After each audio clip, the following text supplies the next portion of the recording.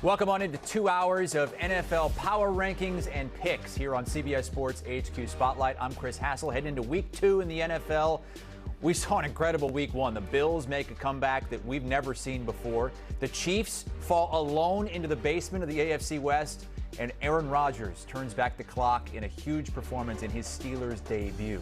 So without further ado, it's Pete Prisco's week 2 power rankings. 1, 2 remain the same. Eagles 1, Bills 2, but now 3 of the top 4 are NFC teams. Packers at 3, Bucks up to 4, the Ravens stay at 5, the hard-charging Chargers up 9 spots to number 7 after beating Kansas City. All season long, we're going to be breaking these power rankings into tiers. Super Bowl bound 1 and 2, Eagles and Bills. They're 1-2 for the second straight week, and they looked the part at least late in the game in week 1, winning their openers. That chasing a championship tier, 3 through 8, the Chiefs barely hanging on there. They dropped 5 spots. The Lions dropped down to the playoffs loading tier after getting smacked by the Pack. So let's get Pete Prisco in here, along with Leger Douzable. We'll be the trio to take you through these power rankings each and every week here on CBS Sports HQ Spotlight. And Pete, we're going to start with the team that rose the highest from week 1 to week 2, and it's the LA Chargers, up into that chasing a championship tier. You really think this team could be a contender if they play like that? I do. And look, great coach, and people will say he's not a great quarterback, but he's a great quarterback. Yeah, he's got to win a playoff game. We know that, but a lot of guys have to win in the postseason who haven't. I think what we saw from Jim Harbaugh was outstanding. This is a team that wants to be run heavy. That's what they want to do. That's their identity. What did he do? He threw the ball around. He went to Brazil and he threw the ball around. And Justin Herbert was fantastic. And I think we saw the receivers kind of come together. McConkey's a good player. Now you see Quentin Johnson starting to make plays, and Keenan Allen, the possession guy. I love what this team did against the Chiefs. Now, it might be a little bit more of an indictment on the Chiefs' defense, but Justin Herbert was fantastic, and this team can run it because Hampton can run it. They're physical up front. Their defense looked really good. They have all the ingredients, and a great head coach. They have the ingredients to be a team that can push for a deep playoff run. Pete, to me, this was a stepping stone for Justin Herbert, because we talked about it ad nauseum last week. 1-7 versus Patrick Mahomes. So many games come down to the wire between him and Mahomes, and he just wasn't able to get the Chargers over the top. Well, he had another opportunity, right? Patrick Mahomes matching them score for score in the second half. Game on the line, 3rd and 11. Uses his mobility to get outside the pocket. And I've been saying this for a while. He's an athletic quarterback. I would like to see him actually tuck the ball and run a little bit more, because he is always trying to look down the field to find his receivers. But that was big to say, you know what, I'm going to put this on me. As soon as I see Chris Jones make that inside move, I'm getting to the outside and I'm getting a first down. You talked about the receivers. Tyler Conklin, you should throw him in there as well, because last year I felt like that was what they were missing too, a receiving type of tight end. He had a big game for them as well. Keenan Allen is that veteran presence that I think they needed in that receiver room, and they're deep there. They got 2 young studs that are rookies that I think are going to be hell of a players too. So the Chargers, I agree with you. They are in that championship realm as far as if they continue to play like this, they're going to be real contenders. One quick thing. Last week I said with Alt going to left tackle, it weakens him at 2 spots. I'm not so sure that's necessarily the case at left tackle anymore. And I can admit I was wrong. I didn't think he would be as good as Slater at left tackle. He might stay there when Slater comes back. I mean, that's how good he was. Well, that's the thing, and I had boots on the ground. Somebody told me he had been cross-practicing there even with Slater there. So, you got to remember, that's his natural position. At Notre Dame, he was a left tackle. He only played left tackle. They moved him to right, and he made a seamless transition, and now he's going back to his natural position. I thought even Trey Pipkins played really well at right tackle as well. So, to your point, it'd be real interesting when Rashawn Slater comes back. Do they leave Joe Alt at left tackle? AFC West really interesting right now, because the Chiefs are the only 0-2 team. Everybody else won. Chiefs now have to play the Eagles in week 2. That team is going to get the Vegas Raiders on Monday night in the final game of the week 2 slate, that team being the LA Chargers. Let's move on to the next tier, playoffs loading. That's where we find the Lions, who drop because they got dropped by Green Bay. We wondered what would they look like without Ben Johnson. You know, we thought defense too, right? You lose both coordinators, but without Ben Johnson, first time in 16 games they don't reach the 20-point mark. They're down to 11. Okay, you can look at it and point to the offensive coordinator and change the coordinator. That had something to do with it. But more than that, it was the interior of the offensive line. And I've been saying that all along. That was the story that kind of got glossed over this entire offseason for the Lions. Frank Ragnow retires. Glasgow goes and moves to center. He had a bad game. The two new guards weren't great. They didn't get pushed in the run game. That whole offense is predicated on running the football. Well, they didn't run the football against Green Bay. So, yeah, the Ben Johnson stuff is at play, no doubt about it, as John Morton gets his feet underneath him. But not having guys on the offensive line, and by the way, the two tackles weren't great either. That's the concern right now because that's their whole identity, is being able to push people around and protect the quarterback. And that's what it was for me, Pete. They got out physical. I can't remember turning on the tape last year and seeing the Detroit Lions get out physical. And to Pete's point, me and Kyle did a ranking of our top 10 O-linemen. And I didn't put the Lions on my list because of the change at the interior three. And Detroit fans got after me. But this is why I didn't put them on there, because I knew with that transition and the change of 3 new interior offensive linemen, it was going to take a while for them to gel. And those young players struggled against that vaunted Green Bay defense. Jeff Havley, second year in this defense, you would assume guys would play a lot better, and they did play a lot better, played more physical than the interior of that offensive line. You talked about it, Pete. Their identity has always been to run the football. They couldn't run the ball at all versus that Green Bay defense. Edrin Cooper, you talked about him. He was all over the field. It was a tough outing for the Lions. They got another divisional game this week, I'm going to be paying close attention because this thing could go left for them in a hurry. Yeah, that game is against the Chicago Bears. It is in Detroit. Dan Campbell's been great coming off a loss. They've won 10 straight games following a loss. It's been 3 years since they've lost back-to-back. Diving into Pete Prisco's power rankings here on CBS Sports HQ Spotlight. Taking a look at 3 different tiers here. The I don't know, Jim tier, and there's some interesting teams in here that had some really good wins. Vikings, Jags, Steelers, Colts, Cardinals came up with the win. The Bears, the only team in the Jeff Fisher mid tier. And then there's some others there, glimmer of hope, like the Raiders, who went out and looked really good in Pete Carroll's first game in New England against the Patriots. All right, we jump into it with the first team in the I don't know, Jim tier. It's the Vikings. And I got to wonder, guys, how much did your, I guess, evaluation of J.J. McCarthy and maybe projection for the rest of the season change from that third quarter to the fourth? Well, it was awful for 3 quarters, and he played well in the fourth quarter. And you got to give him a lot of credit for that because he responded. And you're a rookie quarterback on the road, and nothing's going right. You throw a pick 6 late, throwing it outside across the field. You shouldn't do that. He knows that. He learned from it. He went on. He played well. Was it great? No. Was it good? Yes. And all the Vikings might need is good, because they got good from Sam Darnold last year and they won a lot of games. So if he plays like he did the fourth quarter, they're going to win a lot of games. Now, having said that, one game, you kind of really want to break it down. He threw a great shot into the middle of the field to Jefferson. The one-on-one to the back, it wasn't a great throw. He made the throw, he made the decision, and then he had a great run off. It was a great call by Kevin O'Connell. So look at it. It wasn't as bad as it was in the beginning, and it probably wasn't as good as it was at the end. Somewhere in between, I think, is what you're going to get with J.J. McCarthy. And I think with Kevin O'Connell, that's why he was comfortable going with J.J. McCarthy, because of what you talked about, Pete. The way they've kind of refortified this team, in the interior of the offensive line and the interior of the defensive line. And you saw in the third and fourth quarter, both of those lines took over the game. I mean, Drew Dahlman has to be having nightmares about Javon Hargrave right now because he abused him in that game. And then in the fourth quarter, when they needed to eat some clock, they went and remember, they traded for Jordan Mason. I thought that was an underrated trade because he's going to bring that physicality that they want, right? Donovan Jackson, their left guard, he played really well. He mauled a few people. And we saw Jordan Mason have a couple runs to really eat some clock away. So if you're Kevin O'Connell, you don't want to put too much on J.J. McCarthy's shoulders. I love that the kid responded because that's always a question for a young quarterback. When they have adversity, how do they handle it? He could have wilted and could have went totally left, but I love how he responded in the fourth quarter. All right, the Vikings at 14, right behind them. Pete's Jacksonville Jaguars. Nobody covers the Jags quite like Pete does. Moves them up 2 spots after they beat Carolina. I know you want to talk about a few different things with Jacksonville, but Travis Hunter specifically, what do you think of the way they split him up? 39 snaps on offense, 6 on defense. Again, he had a shoulder injury late in camp, and if it wasn't for the shoulder injury, he would have played more defensive back than wide receiver. But once he hurt the shoulder, they said, okay, let's evaluate him, and we'll play him at wide receiver and limit his snaps at corner. I think going forward it's going to change. I think you'll see more on the defensive side of the ball. Ideally, he'd be the outside corner. They move, keep Jordan Lewis on the inside in that scenario and take Jerry and Jones off the field. That's the plan, I think, if they can get him healthy all the way and he's not banged up. But I thought there were some opportunities for him. He had a couple little bubble screens and a slip screen where if there's one little block made, or if Derek Brown doesn't make a great play as a defensive lineman coming off of his block to turn around and make it down, he's going to go maybe to the house. The opportunities will be there. He's going to get more and more of them. I wasn't a big believer in this team, and you know this because of Trevor Lawrence.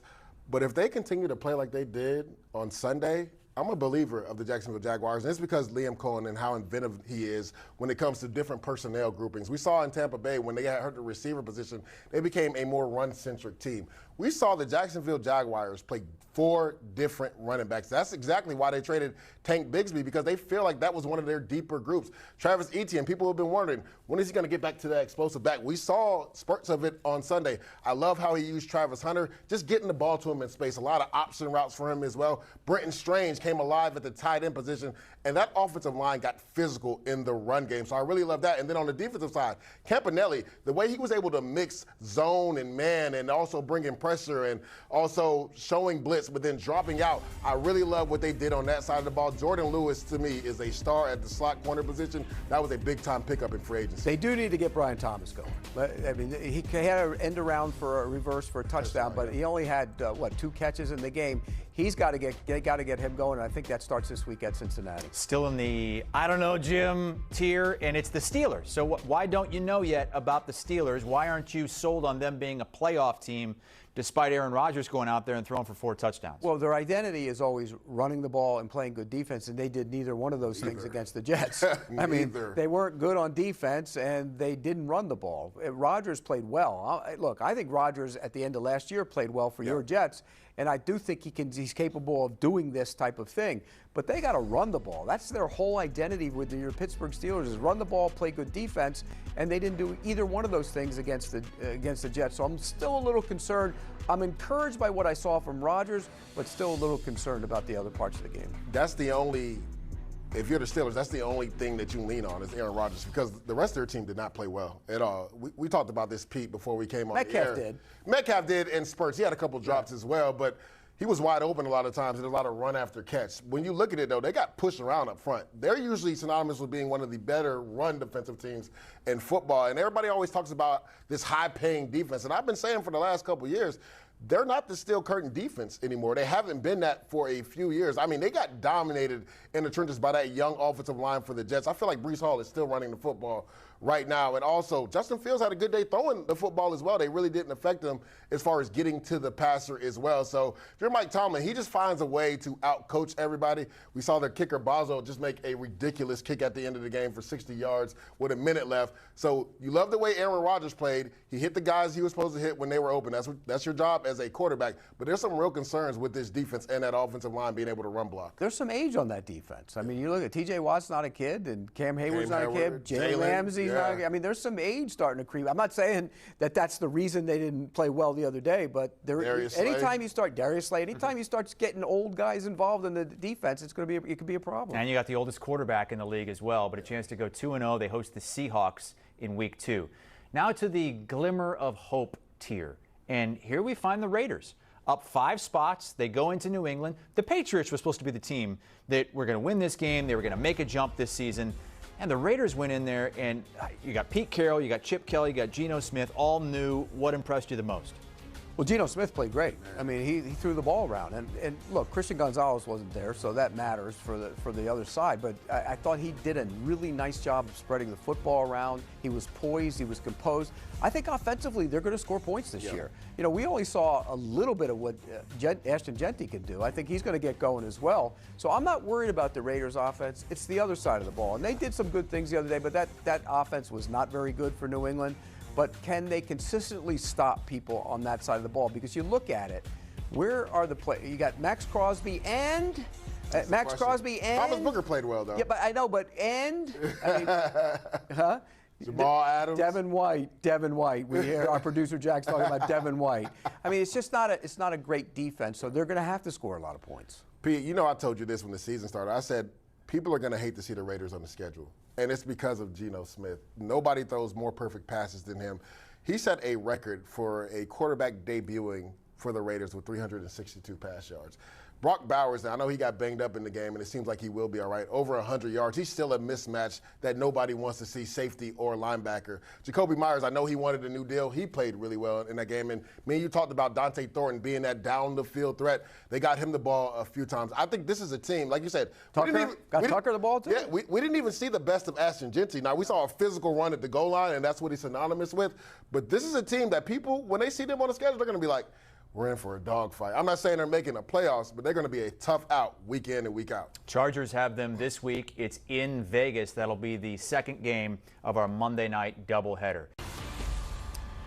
All right, we've reached the end of Pete Prisco's power rankings. The down bad tier, including the Miami Dolphins, the Giants with Russell Wilson, and two teams are dumpster fires right now. The Panthers, they fell 4 or 5 spots in Pete's power rankings, and the Saints, who were at the bottom last week.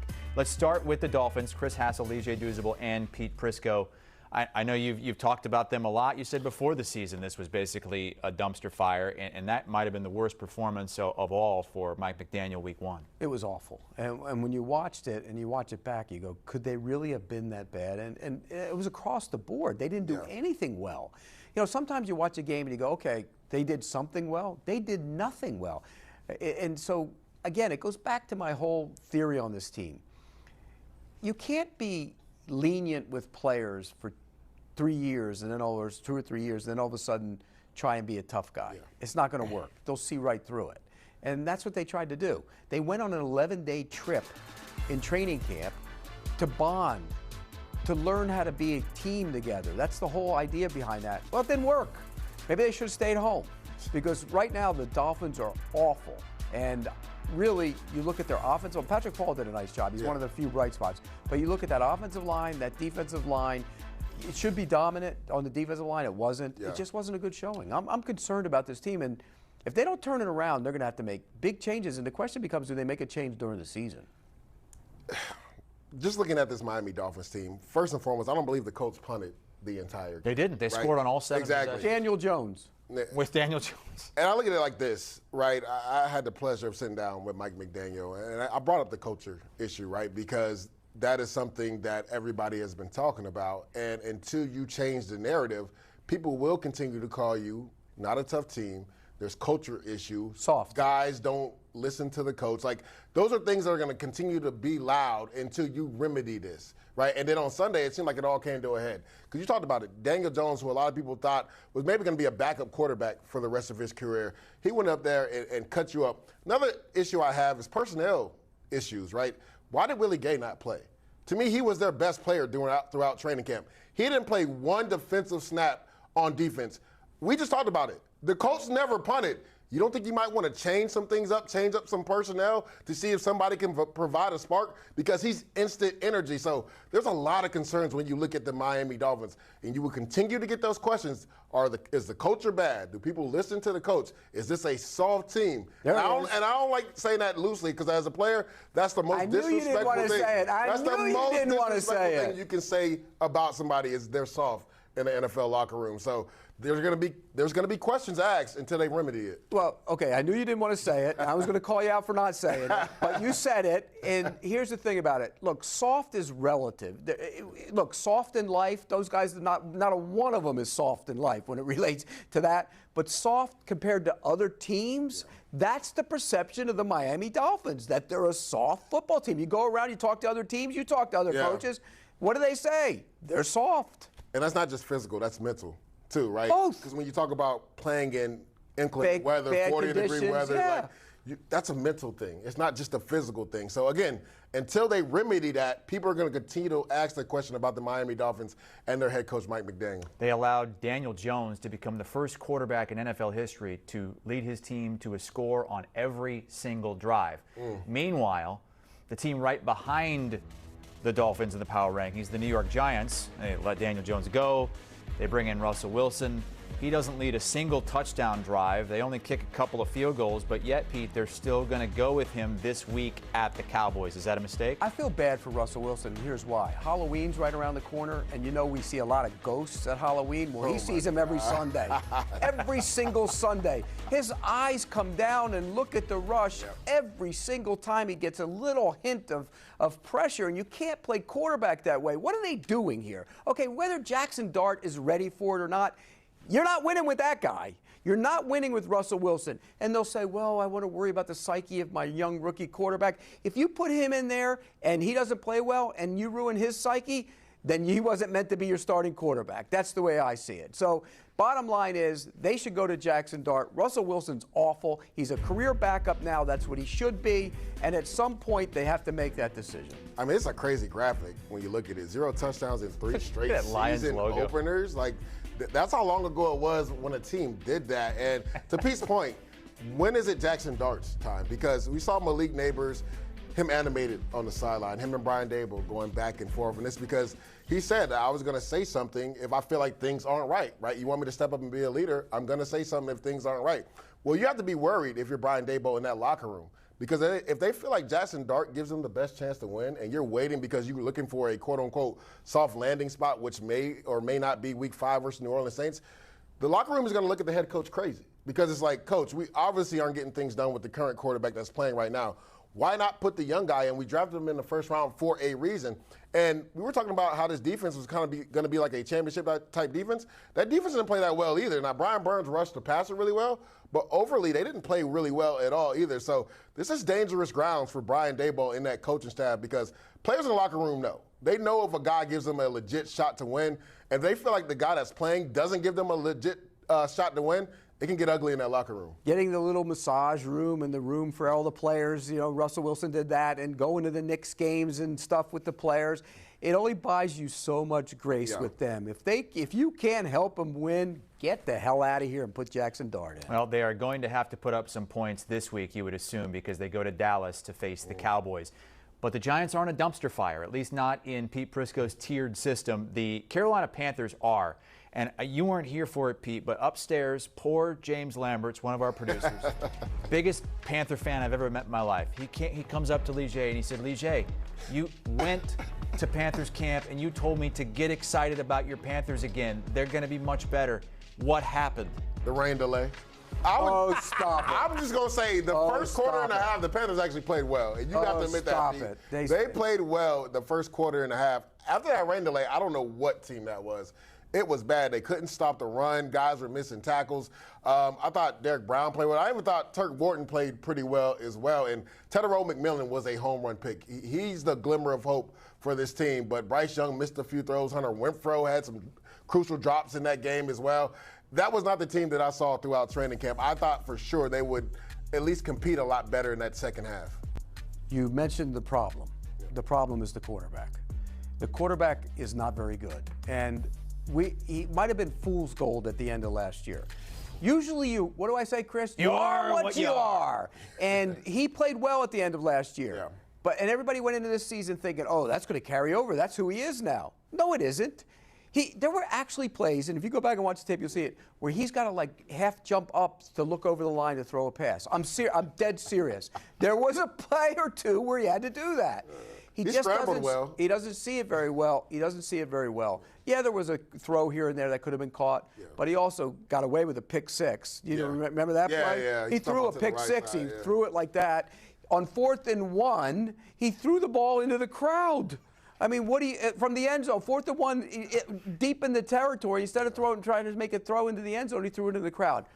He didn't play very well. He better turn it around because, again, the whole questions about him are going to start up again, and they're going to be, right now, they're valid questions to be asking about him. They are in Arizona taking on the Cardinals this week. If you want a full look at Pete Prisco's power rankings, go to CBSSports.com. Pete, how did you end up on one of our graphics to promote Amazing. the show? I know. I don't know. Between me and bribe around here? Between me and Leger, I don't think we ever end up on a graphic. We both might have one each, if that. Pete's on Game Day Recap every Sunday at 8:30 Eastern right here on CBS Sports HQ on the CBS Sports app.